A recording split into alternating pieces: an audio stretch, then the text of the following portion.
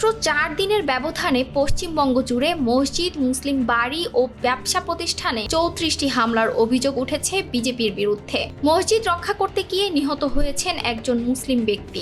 পশ্চিমবঙ্গের সাম্প্রতিক রাজনৈতিক পরিস্থিতি ঘিরে নতুন করে উত্তেজনা ছড়িয়েছে মানবাধিকার সংগঠন association for protection of civil rights বা এপিসিআর এর এক প্রতিবেদনে।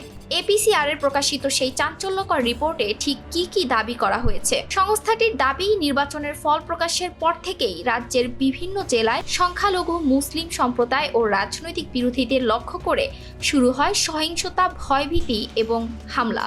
এপিসিআর এর রিপোর্ট অনুযায়ী 4 মে থেকে 7 মের মধ্যে পশ্চিমবঙ্গের অন্তত 8টি জেলায় এই সহিংসতার ঘটনা ঘটেছে।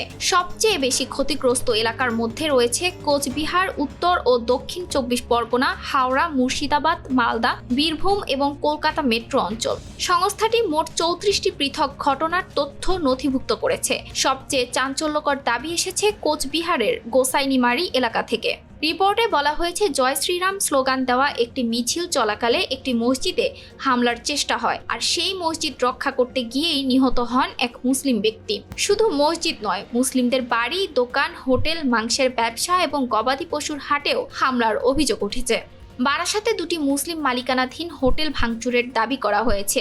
এছাড়া কলকাতা ও বিভিন্ন জেলায় মাংসের দোকান ও আমিষ খাবারের ব্যবসাগুলোতে হামলা চালানো হয়েছে অথবা সেগুলো বন্ধ করতে বাধ্য করা হয়েছে বলে উল্লেখ করা হয়েছে রিপোর্টে। এপিসিআর এর তথ্য অনুযায়ী অন্তত 54টি সম্পত্তি ক্ষতিগ্রস্ত হয়েছে এবং প্রায় 50 জন মুসলিম সরাসরি শারীরিক, অর্থনৈতিক এবং মানসিকভাবে ক্ষতিগ্রস্ত হয়েছেন। রিপোর্টে আরও অভিযোগ করা হয়েছে, কিছু এলাকায় মুসলিম নারীদের হিজাব পরতে বাধা দেওয়া হয়েছে এবং গবাদি পশু ব্যবসায়ী ও কসাইখানাগুলোকে হুমকি দেওয়া হয়েছে। এমনকি বুলডোজার মিছিল বের করে সংখ্যালঘুদের ভয় দেখানোর অভিযোগও উঠেছে। আরও উদ্বেগজনক বিষয় হলো, কিছু এলাকায় মুসলিম নামের সঙ্গে যুক্ত রাস্তা ও পাবলিক স্থানের নাম পরিবর্তনের চেষ্টার কথাও উল্লেখ করেছে এপিসিআর। শুধু সংখ্যালঘুরাই নয়, তৃণমূল কংগ্রেসের কার্যালয় ও নেতাদের বাড়িতেও হামলা ও ভাঙচুরের অভিযোগ রয়েছে এই প্রতিবেদনে। এপিসিআর বলছে, মূল ধারার গণমাধ্যমে এসব ঘটনা সীমিতভাবে প্রকাশিত হওয়ায় তারা স্থানীয় সূত্র ব্যবহার করে তথ্য সংগ্রহ করছে।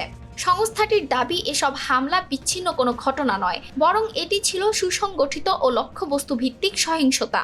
তবে এই অভিযোগগুলোর বিষয়ে প্রশাসন বা বিজেপির পক্ষ থেকে এখনো বিস্তারিত কোনো আনুষ্ঠানিক প্রতিক্রিয়া সামনে আসেনি। ঘটনার তদন্ত ও রাজনৈতিক প্রতিক্রিয়া কোন দিকে যায়, এখন সেটাই দেখার বিষয়। ETS Bangla, desk report.